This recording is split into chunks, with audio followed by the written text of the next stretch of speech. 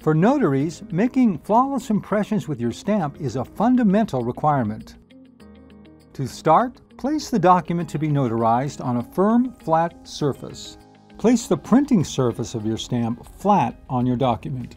Apply firm, even pressure, then release. All letters, numbers, the stamp border, and state seal, if included, should be clearly imprinted. If the impression is not clear, it may be legally unacceptable and rejected. To fix an unclear impression, cross through it and reapply the stamp next to it.